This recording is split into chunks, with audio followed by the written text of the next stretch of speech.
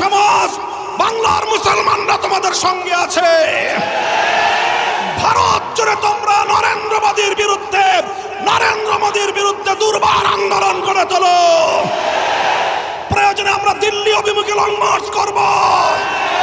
কোটি জনতা নিয়ে ভারতকে আবার হিন্দুত্ববাদ থেকে মুক্ত স্বাধীন করে ছাড়বো ইনশাআল্লাহ। প্রয়োজনে বাংলাদেশের সীমান্তবর্তী অঞ্চলগুলোতে ভারতের মুসলমানরা যদি নরেন্দ্র মোদীর বিরুদ্ধে কোনো কার্যক্রম গ্রহণ করে, বাংলাদেশের মুসলমানরা সীমান্তবর্তী এলাকাগুলোতে ভারত বিরোধী প্রতিবাদী কর্মসূচি পালন করবে ইনশাআল্লাহ।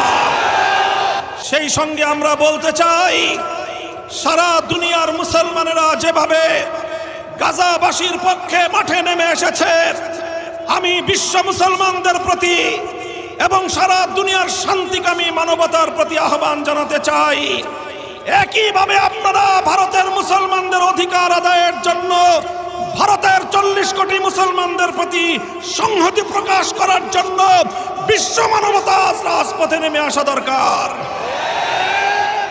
ঠিক একইভাবে আমরা বলতে চাই, সারা দুনিয়ার মুসলমানদের এবং মানবতাবাদী জনগণের চেয়েও বাংলাদেশের মুসলমানদের, বাংলাদেশের জনগণের দায়িত্ব অনেক বেশি।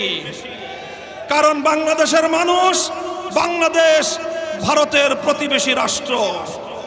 প্রতিবেশীর বাড়িতে যদি আগুন ধরে, অন্যান্য মানুষ আসার আগে প্রতিবেশীকে সর্বপ্রথম সে আগুন নেভানোর জন্য এগিয়ে আসা তার নৈতিক দায়িত্ব হয়ে দাঁড়ায়।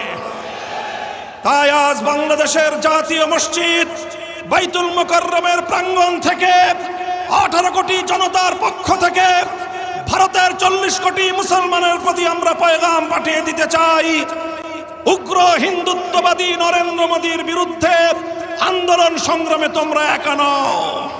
আমরা